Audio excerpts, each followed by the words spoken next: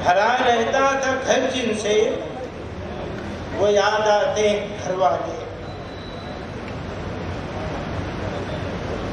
जो घर को खड़ गए खाली, वो मेहमान याद आते हैं।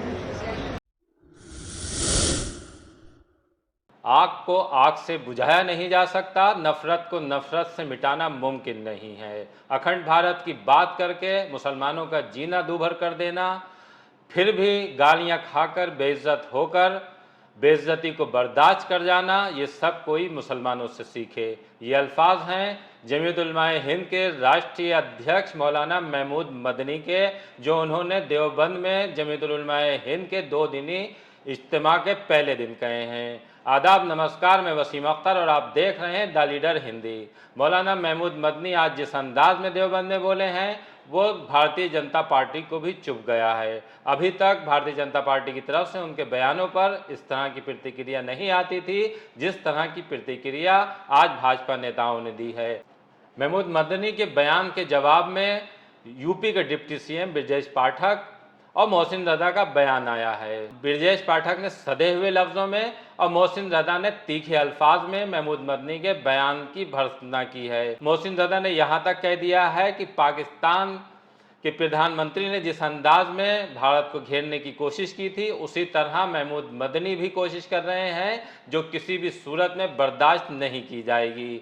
मौलाना महमूद मदनी की अगर बात करें तो देवबंद में आज उन्होंने जो कुछ कहा है उसमें उन्होंने भारतीय जनता पार्टी का सीधे तौर पर नाम नहीं लिया है, लेकिन जिस तरह उन्होंने सबका विकास सबका साथ अखंड भारत बनाने की बात हो या इस तरह की दूसरी चीज़ें हों, उन्होंने साफ तौर पर इशारा कर दिया है और हुकूमत का नाम भी लिया है। यहाँ तक कहा है कि हुकूमत जिस रास्ते पर चल रही है वो ठीक नहीं है। उन्होंने अखंड भारत की बात करते हुए यहाँ तक कहा कि जो लोग ऐसा कर रहे हैं, जो लोग नफरतें बांट रहे हैं, उन्हें थोड़ी देर के लिए पीछे मुड़कर देखना चाहिए। उन्हें सोचना चाहिए कि उन्हें क्या हासिल हुआ है और उससे क्या नुकसान होने जा रहा है। हालांकि महमूद मदनी ने ज्ञानव्यापी मस्जिद, मथुरा और इस तरह के दूसरे मुद्दों को लेकर साफ तौर पर इज्तिमा में शामिल होने वाले सभी लोगों से कह दिया है कि जब तक कोई करारदाद यानी प्रस्ताव नहीं आ जाता तब तक इस मुद्दे पर कोई नहीं बोलेगा।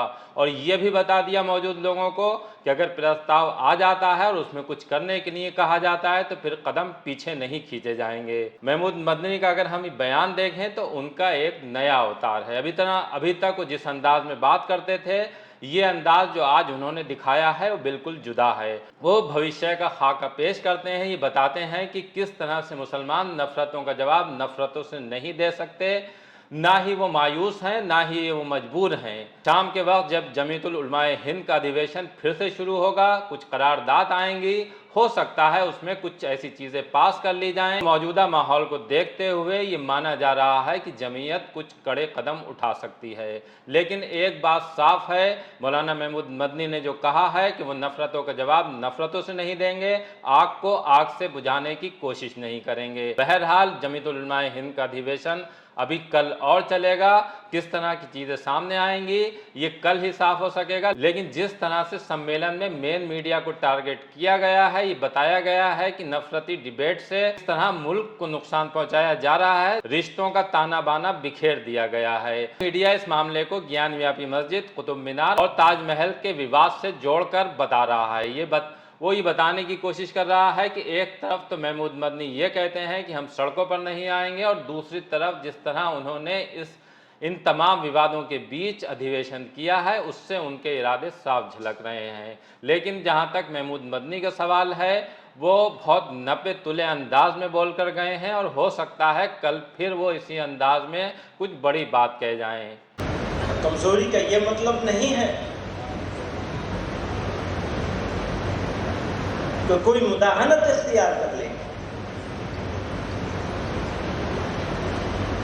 अगर जमीयत उलमा का ये फैसला है कि हम पैगाम्बर हैं अमन के, पीस के, शांति के, अगर जमीयत उलमा का ये फैसला है कि हम जुल्म को बर्दाश्त कर लेंगे,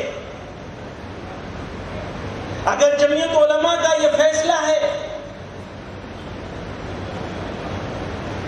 कि हम दुखों को सह लेंगे, लेकिन अपने मुल्क पर आंच नहीं आने देंगे। तो ये फैसला कमजोरी की वजह से नहीं है, बल्कि जमीयत उलमा की ताकत की वजह से है। और ये ताकत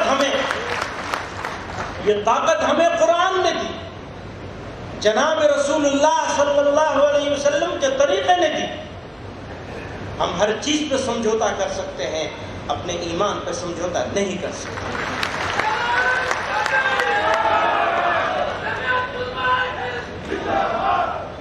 हमारा ईमान हमको ये बताता है, ये सिखाता है।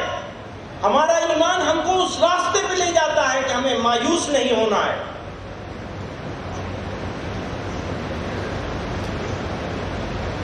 ये हमारा ईमान सिखाता है। वरना तो कहने वाले ने कहा, वो सितम न ढाए तो क्या करे, उसे क्या खबर के वफा है क्या।